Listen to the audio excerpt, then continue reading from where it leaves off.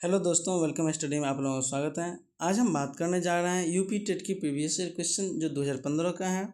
यह प्राथमिक स्तर क्लास 1 to 5 के लेवल का है, जिसका परीक्षा तिथि है 2 फरवरी 2016। यह 2016 का परीक्षा का क्वेश्चन है। अगर आप हमारे चैनल पर नए हैं तो प्लेलिस्ट में जाकर इससे पहले जितने भी वीडियोज हैं सभी जाकर देख लें, जिससे आपकी तैयारी और बेहतरीन हो पाए और ये पता चले जो परीक्षा का पैटर्न कैसा होता है। चलिए सेशन कंप्लीट करते हैं। फर्स्ट क्वेश्चन है, ये भाग 1 है, बाल विकास एवं शिक्षण विधि। वह मापनी जिसमें अंतराल के समस्त गुण के साथ परम शून्य भी हो कहलाती है नामित मापनी, क्रम सूचक मापनी, अंतराल मापनी और अनुपात मापनी। जिसमें इसका राइट आंसर है अनुपात मापनी। अनुपात मापनी के अंतर्गत क्या होता है, समस्त गुण के साथ परम शून्य भी कहलाती हैं। नेक्स्ट क्वेश्चन है, फ्रायड के अनुसार हमारे मूल्यों का आंतरिकीकरण डैश में होता है।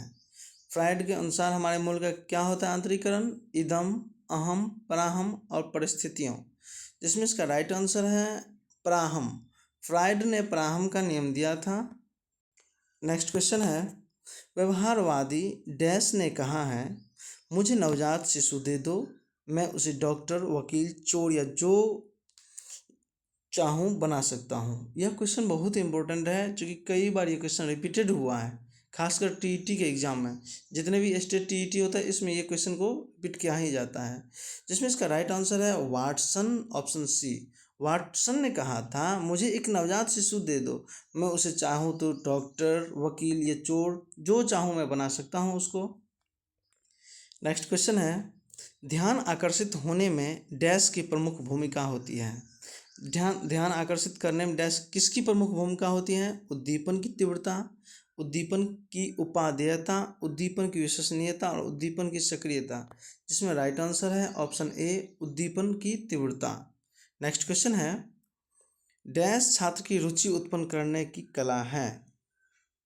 ऑप्शन है शिक्षण, सहानुभूति, समदृष्टि और प्रेरणा। जहाँ तक हम जानते हैं किसी भी छात्र को प्रेरणा देकर हम उसको उसकी सब्जेक्ट में या उसके व्यक्तिगत रुचि में उसको हम क्या करते हैं, रुचि उत्पन्न कर सकते हैं। नेक्स्ट क्वेश्चन है, फ्रायड के अनुसार ग्रहण किए या सीखे हुए तथ्यों को धारण करने या पुनः स्मरण करने की असफलता को विस्मरण कहते हैं।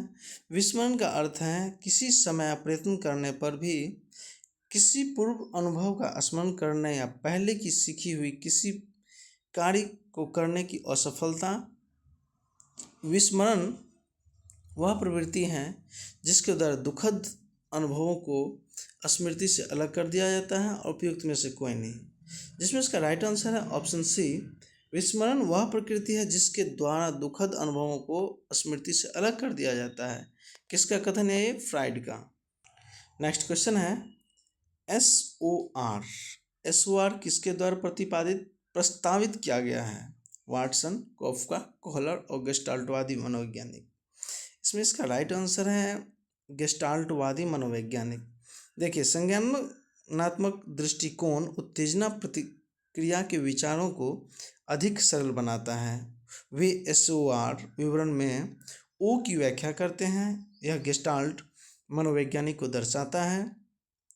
गेस्टाल्टवादी बताते हैं कि किसी वस्तु का अर्थ न केवल उत्तेजना और प्रतिक्रिया का परिणाम है, बल्कि अपने पर्यावरण को समझने में ओ की सक्रिय भागीदारी है। नेक्स्ट क्वेश्चन है, ध्यान को केंद्रित करने की आंतरिक दशा है। अवधि, नवीनता, रुचि और आकार। जिसमें इसका राइट आंसर है ऑप्शन सी, रुचि। रुचि जो है ध्यान केंद्रित करने की आंतरिक दशा है। नेक्स्ट क्वेश्चन है, एक परिस्थिति में अर्जित ज्ञान का दूसरी परिस्थिति में उपयोग कहलाता है। सीखने की विधियाँ, सीखने में स्थानांतरण, सीखने में पठार और सीखने में रुचि। जिसमें इसका राइट आंसर है सीखने में स्थानांतरण क्या है, अर्जित ज्ञान की दूसरी परिस्थिति का उपयोग कहलाता है। नेक्स्ट क्वेश्चन है, अनुभव द्वारा व्यवहार में परिवर्तन कहलाता है स्मृति, सीखना, प्रेरणा और चिंतन। जिसमें इसका राइट आंसर है ऑप्शन बी, सीखना। नेक्स्ट क्वेश्चन है, सांख्यिकी में वह रेखा चित्र जिसमें आवृत्तियों को स्तंभों द्वारा प्रदर्शित किया जाता है क्या कहलाता है। स्तंभाकृति, आवृत्ति बहुभुज, संचयी आवृत्ति और रेखा चित्र। इसमें इसका राइट आंसर है स्तंभाकृति। नेक्स्ट क्वेश्चन है, विकास की किस अवस्था में बुद्धि का अधिकतम विकास होता है? बाल्यावस्था, शिशुअवस्था, किशोरावस्था और प्रौढ़ावस्था। इसमें इसका राइट आंसर है ऑप्शन सी किशोरावस्था। किशोरावस्था में क्या होता है? बुद्धि का अधिकतम विकास होता है। नेक्स्ट क्वेश्चन है, शिशु का अधिकांश व्यवहार आधारित होता है मूल प्रवृत्ति पर, नैतिकता पर, वास्तविकता पर और ध्यान, जिसमें इसका राइट आंसर है ऑप्शन ए मूल प्रवृत्ति पर। शिशु का अधिकांश व्यवहार मूल प्रवृत्ति पर ही आधारित होती है। नेक्स्ट क्वेश्चन है, अंतर्दृष्टि सूझ द्वारा सीखने के सिद्धांत में कोहलर ने प्रयोग किया था। कोहलर किसका प्रयोग किया था? वन मानुस, चिंपैंजी पर क्या किया था? कोहलर ने अंतर्दृष्टि द्वारा सीखने के सिद्धांत के लिए कोहलर ने प्रयोग किया था। देखिए कोहलर क्या बताया था, मेंटलिटी ऑफ ओप्स में वर्ष 1925 में प्रस्तुत किया था, जिसने बताया था कल्पना जितनी अधिक होगी सूझ की क्षमता का विकास उतना ही अधिक होगा। नेक्स्ट क्वेश्चन है, यह आवश्यक नहीं है कि उच्च बुद्धि लब्धि वाले बच्चे डैश में भी उच्च होंगे। सृजनशीलता, अध्ययन, विश्लेषण करने और अच्छे अंक प्राप्त करने, जिसमें राइट आंसर है ऑप्शन ए सृजनशीलता। नेक्स्ट क्वेश्चन है, अधिगम में डैश ने प्रभाव का नियम दिया था? पावलोव, स्किनर, वाटसन और थॉर्नडाइक, जिसमें इसका राइट आंसर है ऑप्शन डी थॉर्नडाइक। थॉर्नडाइक ने प्रभाव का नियम दिया था। नेक्स्ट क्वेश्चन है, निम्न में से किस विधि का उपयोग स्मृति के मापन के लिए नहीं किया जाता है?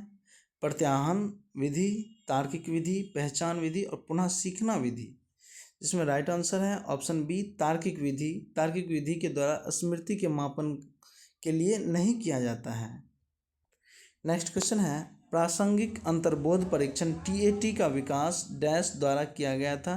यह भी क्वेश्चन बहुत इंपॉर्टेंट है, जिसका ऑप्शन है साइमंड, हॉल्ट्जमैन, मर्रे और बेलक, जिसमें राइट आंसर है मर्रे, ऑप्शन सी।